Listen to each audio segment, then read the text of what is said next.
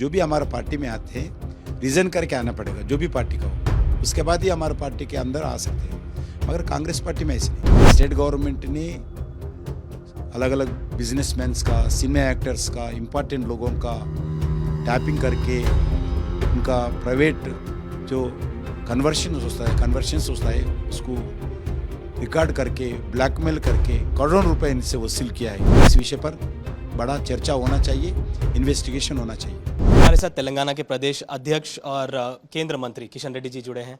Sir, आपका प्रचार लगातार चल रहा है सर। सिकंदराबाद इलाके में दोनों जो चुनौती देने वाले अभ्यर्थी है, जो कैंडिडेट्स हैं, एक तरफ से दानम नागेंद्र जो कांग्रेस से आ रहे हैं और दूसरी तरफ से बीआरएस के पद्माराव जी आ रहे हैं। तो इनको आप कैसे देखते हैं सर? दोनों भी बड़े दिग्गज नेता माने जाते हैं। आपके लिए ये चुनौती आसान नहीं होगी, लेकिन आपके लिए स्ट्रैटेजी क्या होगी? बिल्कुल हमारा स्ट्रैटेजी है नरेंद्र मोदी जी के नाम पर हमारा सिकंदराबाद कॉन्स्टिट्यूंसी हो, तेलंगाना हो, भारत हो, सभी लोग मोदी जी को चाहते हैं। मोदी जी तीसरा बार प्रधानमंत्री बनना चाहिए, जनता तय किया है। इसलिए प्रत्याशी कौन है हम कभी भी अभी उस विषय पर सोच भी नहीं करते। इसलिए हमारे लिए कोई प्रॉब्लम नहीं है। तेलंगाना में भी पूरे हर सीट में भी यही स्थिति है, देश में भी हर स्थिति यही है। इसलिए अगली बार चांस सौ पार निर्णय जो स्लोगन है, ये खाली स्लोगन नहीं है, ये इम्प्लीमेंट होगा। हम अचीवमेंट भी करेंगे। सर, सारे साउथ में खास करके तेलंगाना में सबसे ज़्यादा हाईलाइट होने वाला जो कॉन्स्टिट्यूंसी है वो आपका ही कॉन्स्टिट्यूंसी है, सिकंदराबाद। यहाँ पर एक विवाद चल रहा है कि एक एमएलए जो बीआरएस से जीत के आए हैं, उन्होंने अभी तक रेजिग्नेशन नहीं दिया है, लेकिन कांग्रेस के वो प्रत्याशी बन गए हैं। तो इस पर एक विवाद चल रहा है, इसको आप कैसे देखते हैं? ये कांग्रेस पार्टी आज नहीं, पहले भी ऐसा किए थे, इससे पहले टीआरएस भी ऐसे किए थे। कांग्रेस पार्टी से जीते हैं हाथ के सिंबल पर, वो लोग टीआरएस सरकार में मिनिस्टर्स बने हैं, कम से कम रिजर्व भी नहीं किया पार्टी में। आज हम तय किया है भारतीय जनता पार्टी बहुत दिन से, जो भी हमारा पार्टी में आते हैं रिजन करके आना पड़ेगा, जो भी पार्टी का हो, उसके बाद ही हमारे पार्टी के अंदर आ सकते हैं। मगर कांग्रेस पार्टी में ऐसे नहीं, और बीआरएस पार्टी भी ऐसे नहीं थे। आज कांग्रेस पार्टी भी एक बीआरएस के सिंबल पर, जो कार के सिंबल पर जीते हैं विधायकों को, कांग्रेस पार्टी उनको रिजन भी नहीं किया है। उनको कांग्रेस पार्टी सिंबल पर लोकसभा चुनाव लड़ने के लिए टिकट दे रही हैं। ये बहुत जो लॉ है, ये लॉ अट्रैक्ट होता है। इसलिए इलेक्शन कमीशन भी हो और गवर्नमेंट भी सोचना पड़ेगा। इस विषय पर हाईकोर्ट में भी कुछ लोग डाले हैं, हाईकोर्ट में भी इसका आर्गुमेंट्स हो रहे हैं। सर, फोन टैपिंग पर अब भारतीय जनता पार्टी की तरफ से आपने आवाज़ उठाई है। पहले भी आपने कई सारे आरोप लगाए थे। हमने देखा 2020 में भी जब इलेक्शन हुआ था मुनगोड का, तब भी दुब्बाका का, उसमें भी आपने कई बार कहा था। अभी भी आप कह रहे हैं कि फ़ोन टैपिंग एक बड़ा मसला है, इसमें केसीआर जी को भी आरोपी या फिर दोषी ठहराया जा सकता है, ठहराना जाना चाहिए। तो इस पर आप क्या कहेंगे? अभी इस वक्त में फ़ोन टैपिंग का इशू आना, और इस पर क्या एक्शन केंद्र सरकार लेगी? ईसीआई को क्या कुछ चिट्ठी लिखी जाएगी या कोई एक्शन के लिए डिमांड किया जाएगा? जब हमारा बाई इलेक्शंस भी हो, 2018 का विधानसभा चुनाव में भी हो, 2019 में लोकसभा का चुनाव हो, उसके बाद जो दुब्बाका, हुजूराबाद, मुनगोड विधानसभा का बाई इलेक्शंस हुआ अलग अलग। उस इलेक्शंस में 2 इलेक्शंस में भारतीय जनता पार्टी जीता था, 1 इलेक्शंस में बीआरएस जीता था।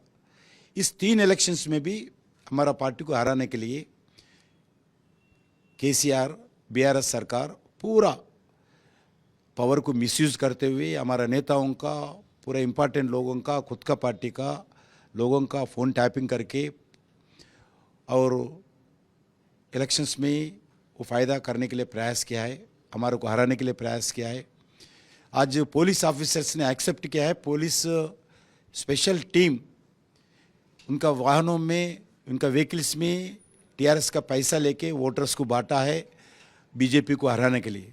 ये आज ऑन रिकॉर्ड स्टेट पुलिस ने कोर्ट में एफआईआर में लिखा है। ये बहुत भयंकर है।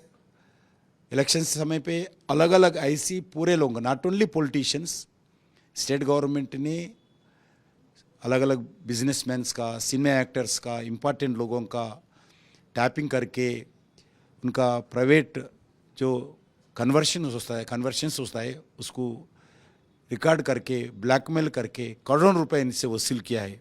ये इसका पूरा जिम्मेदारी जब का मुख्यमंत्री ने आज का वर्तमान opposition party leader BRS party के अध्यक्ष केसीआर का है, उनका परिवार का है। यह भयंकर रूप से फ़ोन टैपिंग के बारे में पूरा डिटेल आज सीरियल के जैसे बाहर आ रहे हैं। इस विषय पर हाई लेवल इंक्वायरी होना चाहिए। हमारा पार्टी की तरफ से भी हम गवर्नर को मिलेंगे, हम इलेक्शन कमीशन को मिलेंगे। इलेक्शन के अंदर मिसयूज किया है, इलेक्शन एक्ट को, इलेक्शन का गाइडलाइंस को पूरा ये लोग मिसयूज करते हुए इलेक्शन में जीतने के लिए भारतीय जनता पार्टी को हराने के लिए प्रयास किया है। इसलिए भारतीय जनता पार्टी तेलंगाना तरफ से हम केंद्र सरकार को और केंद्र सरकार के द्वारा इलेक्शन कमीशन से भी हम बातचीत करेंगे, उनको भी मेमोरेंडम देंगे। क्या रहेगा सर, इनकी पार्टी रद्द करने की आप बात कर रहे थे सर, तो इस पर क्या कहेंगे, क्या एक्शन, क्या डिमांड करते हैं? सोचना चाहिए, ऐसा बताया मैं। ऐसा इलेक्शन कमीशन के नाम्स को वायलेट करते हुए इलेक्शंस में फ़ायदा करने के लिए पूरे पुलिस के द्वारा पैसे भिजाया। आज कौन किया, जो किया है अप्रूवर बनकर आज पूरा डिटेल आज सरकार को बता चुके हैं। कोर्ट में पुलिस ने एफआईआर भी डाल रखे हैं। इसीलिए इलेक्शन कमीशन सोचना चाहिए। उनका बीआरएस सरकार का जो पार्टी रिकग्निशन है वो ख़त्म करने के लिए कोई भी रास्ता है तो ढूंढना चाहिए, ख़त्म करना चाहिए। ऐसी जो भ्रष्टाचार पार्टी है, प्राइवेट लोगों का, सिनेमा एक्टर्स का फ़ोन टैपिंग करके उनका प्राइवेट लाइफ में कन्वर्शंस को जो भी हुआ है, उनका बात सुनने का अधिकार किसको भी नहीं दिया है, उसको ब्लैकमेल करने का अधिकार किसको नहीं दिया है। ये फंडामेंटल राइट है।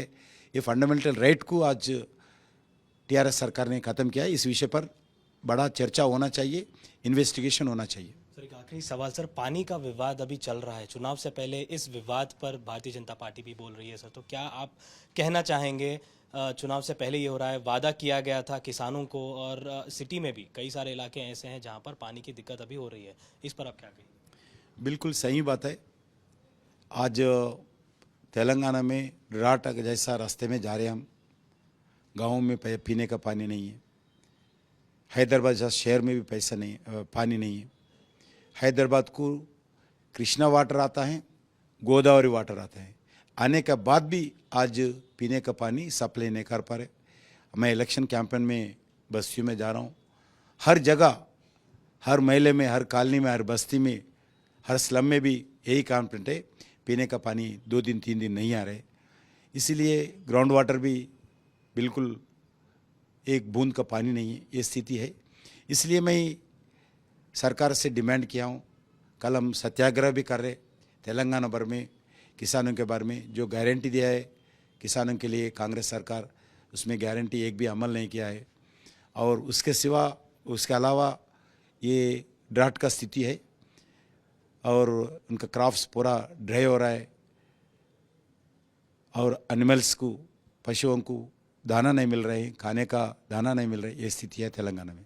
धन्यवाद सर हमसे बातचीत करने के लिए। तो ये थे तेलंगाना के प्रदेश अध्यक्ष और केंद्र मंत्री किशन रेड्डी जी। कैमरा पर्सन दामोदर के साथ अब्दुल बशीर, हैदराबाद।